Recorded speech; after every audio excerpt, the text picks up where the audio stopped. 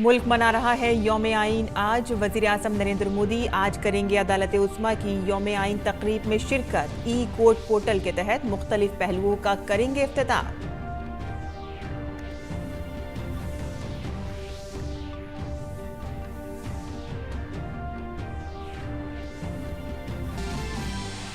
वज़ीर दिफा राजनाथ सिंह आज नई दिल्ली में भारत दौरे पर आए अपने फ्रांसीसी हममनसब सेबेस्टियन लोकार्नो के साथ चौथे भारत फ्रांस सालाना दिफाई मुज़ाकरात की मुश्तरका सदारत करेंगे।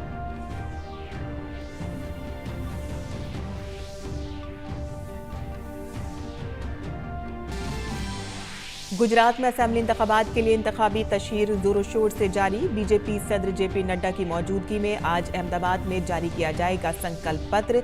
तो वहीं कांग्रेस और आम आदमी पार्टी भी पूरे दमखम के साथ इंतखाबी तशहीर में है मसरूफ।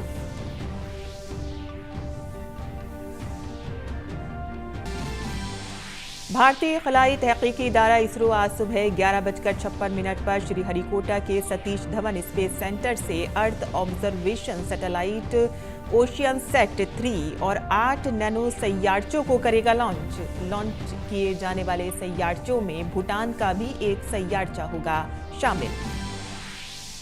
फीफा आलमी कप में ईरान ने हासिल की मुकाबले की पहली जीत। दिलचस्प मुकाबले में वेल्स को 2-0 से दी शिकस्त। वहीं दूसरे मुकाबले में सेनेगल ने मेजबान कतर को 3-1 से दी शिकस्त।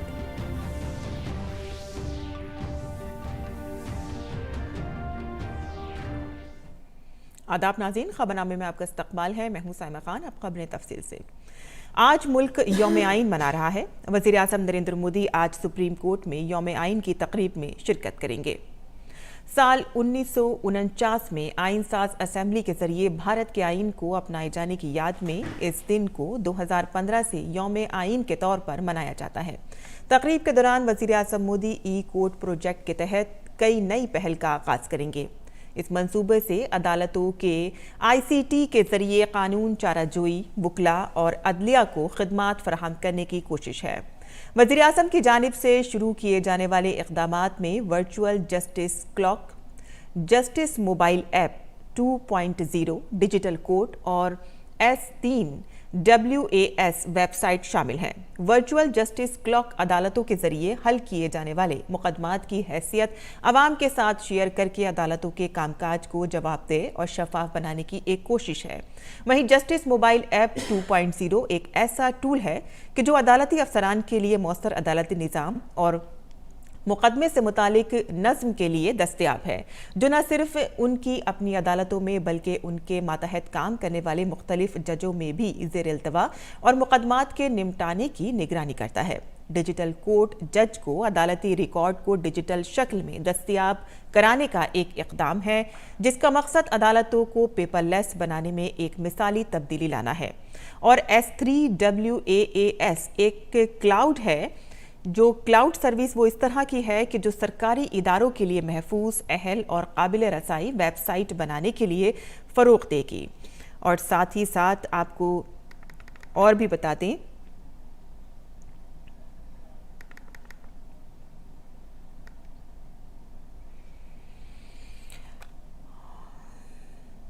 ये कसीर लिसानी शहरियों और दिव्यांगों के लिए एक बेहतर निज़ाम दस्तयाब कराएगी। आगे बढ़ते हैं, जहां गुजरात असेंबली के पहले मरहले की 89 सीटों के लिए वोटिंग में सिर्फ चंद दिन बाकी रह गए हैं। रियासत में असेंबली इंतखाबात के लिए जबरदस्त तशहीरी मुहिम जारी है। बीजेपी सदर जेपी नड्डा की मौजूदगी में आज अहमदाबाद में पार्टी का संकल्प पत्र जारी किया जाएगा। इस दौरान गुजरात बीजेपी के रियासती सदर के साथ साथ पार्टी के कई दीगर सीनियर लीडर भी वहां मौजूद रहेंगे। पार्टी अपने संकल्प पत्र में गुजरात के तरक्की के मॉडल को तेज रफ्तारी से नाफिज करने के फ्रेमवर्क के बारे में मालूमात फराहम करेगी। बीजेपी इंतखाबात में कामयाबी को यकीनी बनाने के लिए पूरी तरह से कोशा है और इसके साथ ही पार्टी के सीनियर और तजर्बेकार लीडर रियासत में तशहीरी मुहिम में मसरूफ हैं। कांग्रेस और आम आदमी पार्टी समेत मुख्तलिफ पार्टियों के लीडर भी पूरे दमखम के साथ रियासत में इंतखाबी तशहीर में मसरूफ हैं। रियासत में पहले मरहले के लिए 1 दिसंबर को वोटिंग होगी। गुजरात इंतखाबात में इंतखाबी दर्जे हरारत हर रोज बढ़ता जा रहा है। देखते हैं गुजरात के इंतखाबी रंग क्या है इस रिपोर्ट में। गुजरात में असेंबली इंतखाबात को लेकर जोशो खरोश अपने उरूज पर है। पहले मरहले की पोलिंग में सिर्फ चंद रोज बाकी रह गए हैं। और आगे बढ़ते हैं, जहां गुजरात इंतखाबात में आवाम की राय जानने के लिए डीडी न्यूज की इंतखाबी मुहिम मुसलसल जारी है। इसी कड़ी में हमारे साथी शैलेंद्र मिश्रा अहमदाबाद से 74 किलोमीटर दूर गुजरात के सबसे बड़े अजला में से एक महसाणा पहुंचे और वहां इंतखाबात से मुतालिक एक चौपाल कायम किया। आइए सुनते हैं क्या है महसाणा के लोगों के मसाइल और उनकी राय।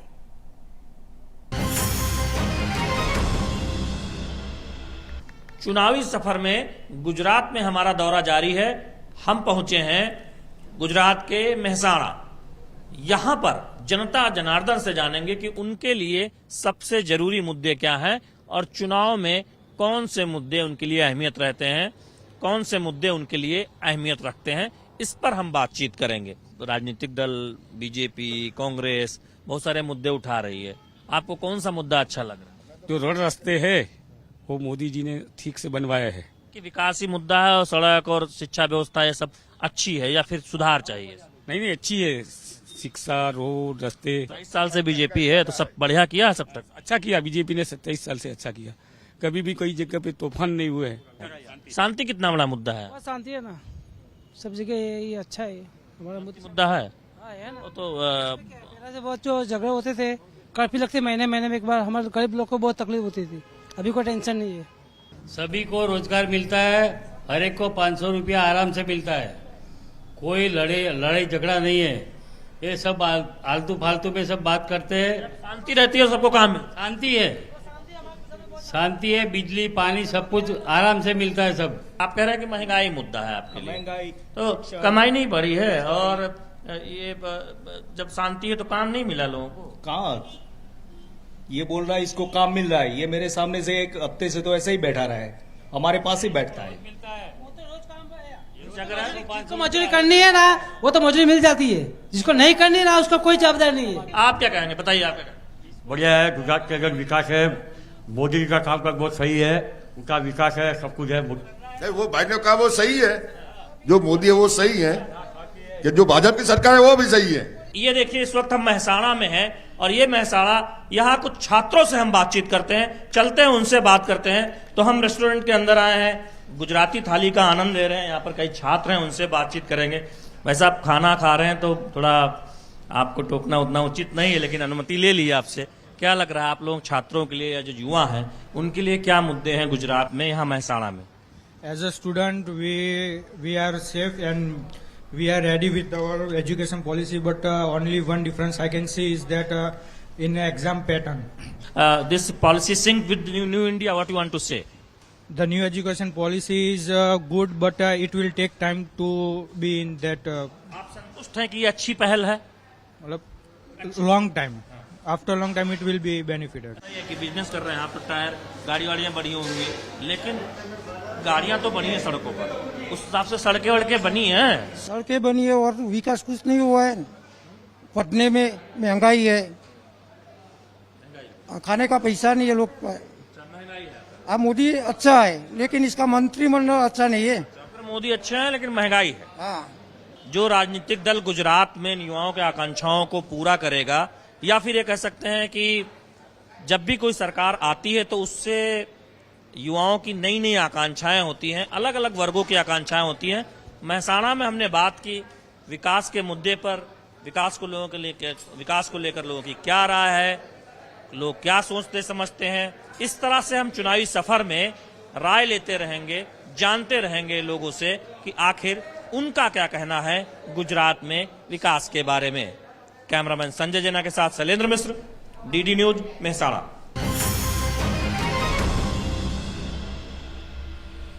तो देखा आपने लोगों की राय और उनके मसाइल जाने आपने। वहीं गुजरात इंतखाबात में इंतखाबी दर्जे हरारत आपने देखा कि किस तरह से जोर पकड़ता जा रहा है। इसी पर आइए देखते हैं हमारी ये खास रिपोर्ट। गुजरात में असेंबली इंतखाबात को लेकर जोशो खरोश अपने उरूज पर है। पहले मरहले की पोलिंग में सिर्फ चंद रोज बाकी रह गए हैं। तमाम सियासी जमातें अपने उम्मीदवारों की जीत को यकीनी बनाने की भरपूर कोशिश कर रही हैं। भारतीय जनता पार्टी गुज़िश्ता 27 सालों से गुजरात में बरसर-ए-क़दार है और इस बार भी पार्टी ने रियासत में हुकूमत बनाने के लिए अपनी पूरी ताकत झोंक दी है। इसी सिलसिले में मरकजी वज़ीर दाखिला और senior BJP leader Amit Shah ने मुख्तलिफ रियासती असेंबलियों में पार्टी के उम्मीदवारों के लिए मुहिम चलाई। अमित शाह ने कांग्रेस को घेरते हुए कहा कि कांग्रेस खानदान परस्ती, जात परस्ती में घिरी हुई है। બે પાર્ટીઓ વચ્ચેની આ લડાઈ છે। એક બાજુ વંશવાદ, પરિવારવાદ, જાતિવાદ એનાથી ઘેરાયેલી કોંગ્રેસ અને બીજી બાજુ રાષ્ટ્રભક્તિ, વિકાસ અને ગરીબ કલ્યાણના રસ્તે નીકળેલી ભારતીય જનતા પાર્ટી, એ બેની વચ્ચે તમારે પસંદગી કરવાની છે મિત્રો, એ બેની વચ્ચે પસંદગી। दूसरी जानिब वोटरों तक पहुंचने के लिए भारतीय जनता पार्टी ने जुम्मे को सूरत के मगरबी असेंबली हलके में एक बाइक रैली का इनेकाद किया, जिसकी खास बात ये थी कि इस रैली में ज्यादातर हिस्सा लेने वाली तालिबात थीं, जो कि पहली बार वोट डालेंगी। दूसरी जानिब गुजरात के वजीर आला भूपिंदर पटेल भी इंतखाबी मुहिम में मसरूफ हैं। इंतखाबी रैली में तरक्याती कामों का जिक्र करते हुए उन्होंने कहा कि बीजेपी हुकूमत ने रियासत में पानी, बिजली, सड़क और सिक्योरिटी के निजाम को बेहतर किया है।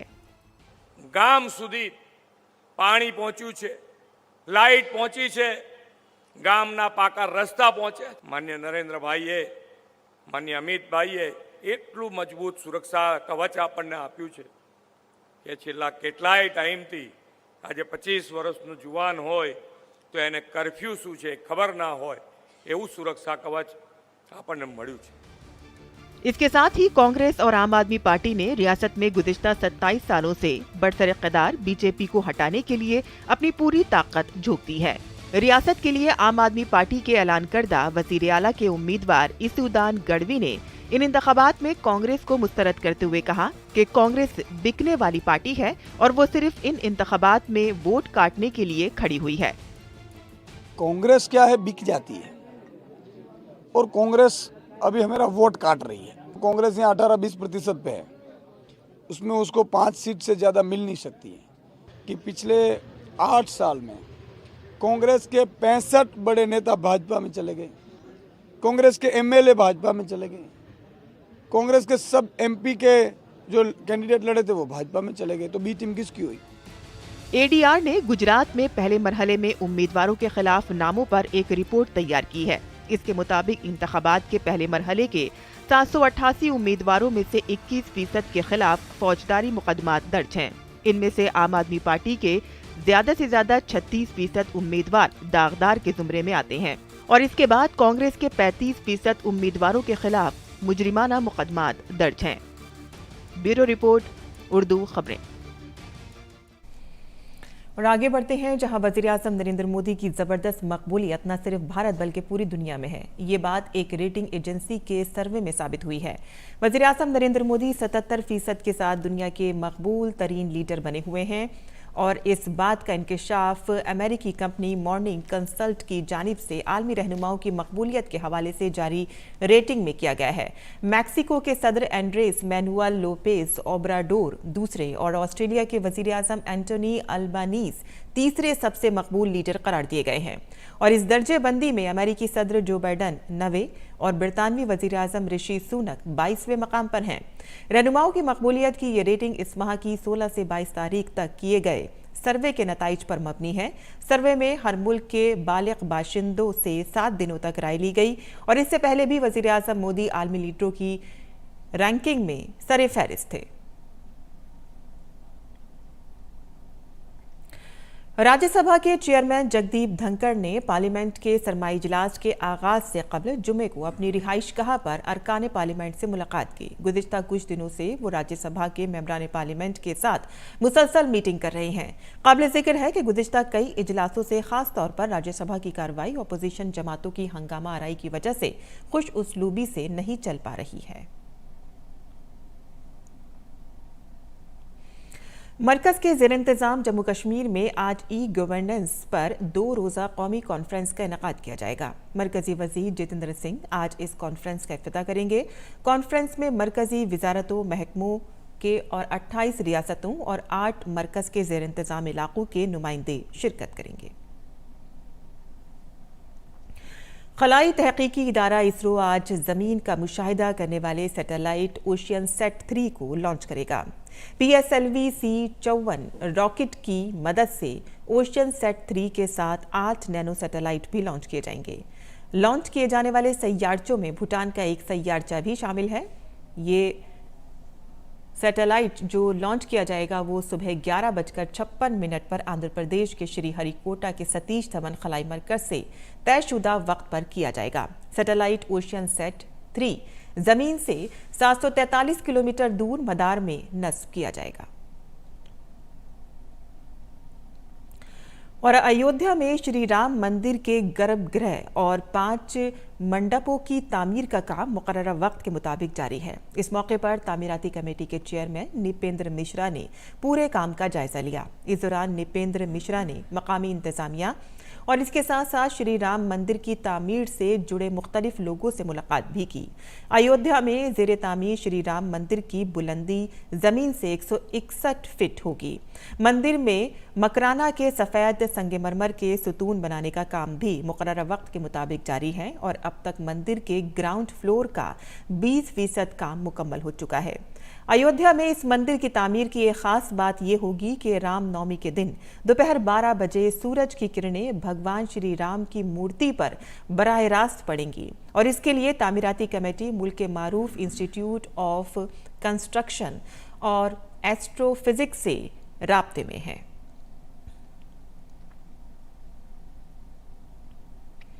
गोवा में जारी 53वें बैनुल-अक़वामी फिल्म फेस्टिवल ऑफ इंडिया में फिल्मों में दिलचस्पी रखने वालों को एक नया और मुनफरिद तजर्बा हासिल हो रहा है।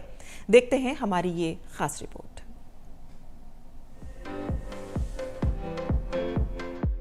International film festival of India इस साल फिल्म के शायकीन के लिए एक नया और दिलचस्प तजर्बा पेश कर रहा है।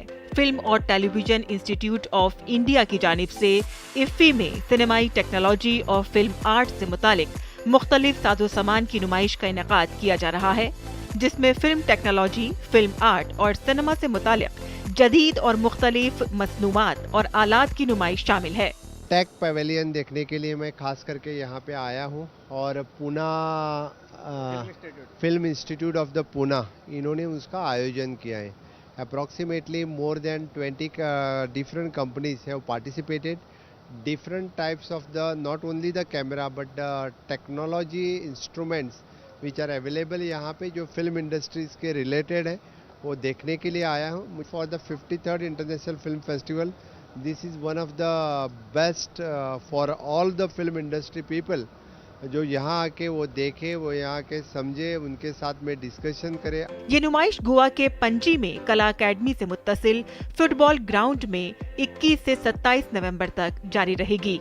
नुमाइश में 7000 मुरब्बा मीटर के रकबे में मुख्तलिफ 20 स्टॉल्स हैं। यहाँ पर सोनी, कैनन, रेड, अल्टास, DJO, aperture lights, Hansa cine equipments जैसे सिनेमाई आलात के मारूफ मैन्युफैक्चरर्स इस तकरीब में शिरकत कर रहे हैं। हम टेक्निकलर्स क्रिएटिव स्टूडियोज है, एक क्रिएटिव टेक्नोलॉजीज कंपनी है। ऐसा कोई विचार नहीं है जो हम प्रोड्यूस नहीं कर सकते हैं और यहाँ टेक्निकलर का भारतीय फिल्म इंडस्ट्री से बहुत पुराना रिश्ता है।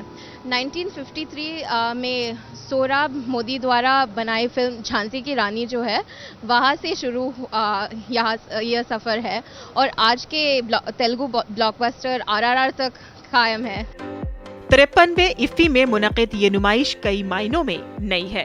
ये नुमाइश फिल्म के शायकीन के लिए फिल्म आर्ट और इसके तनाजुर में टेक्नोलॉजी के बाहमी ताल्लुक का मुजाहिरा है, जो सामाईन के सिनेमा के तजर्बे को मजीद तक़वियत बख्श रही है।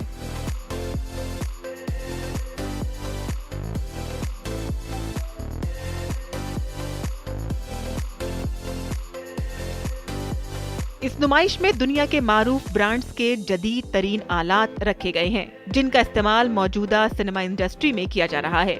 इस नुमाइश में camera, lens, light, grip, colour grading software, animation, VFX, AR, VR, dubbing, talkback, audio monitor, real time के मैन्युफैक्चरर्स की जानिब से पैलेट रेंज पेश की गई है।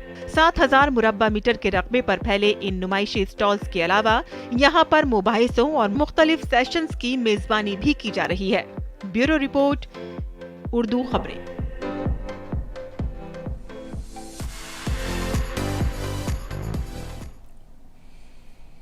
आगे बढ़ते हैं, जहां एमसीडी इंतखाबात की तशहीरी मुहिम तेज होती जा रही है। आज दिल्ली में बीजेपी के कई बड़े लीडर एमसीडी इंतखाबात के लिए तशहीर करेंगे।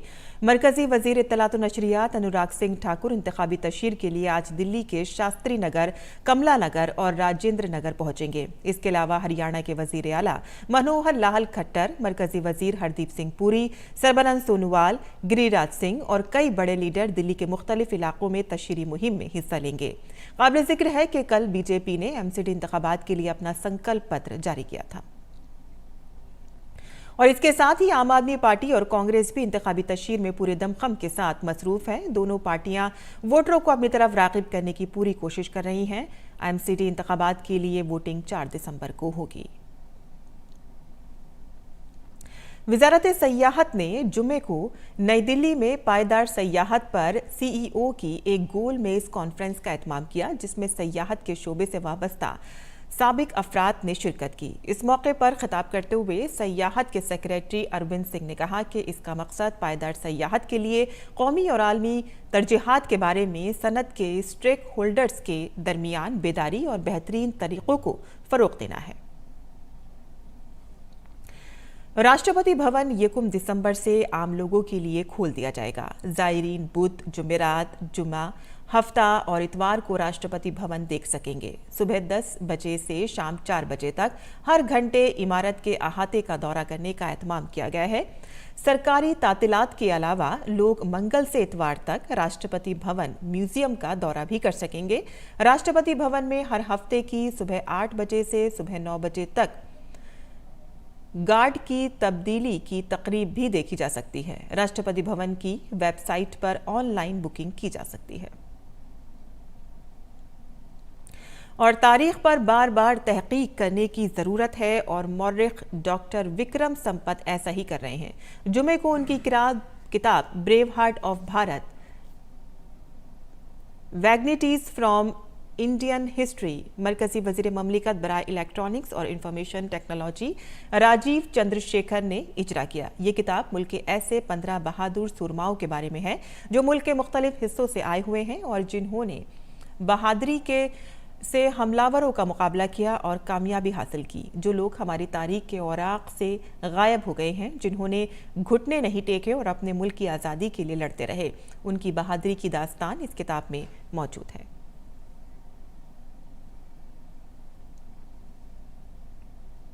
और नाज़रीन, अब एक नजर डाल लेते हैं दिल्ली से शाया होने वाले उर्दू अखबारात पर।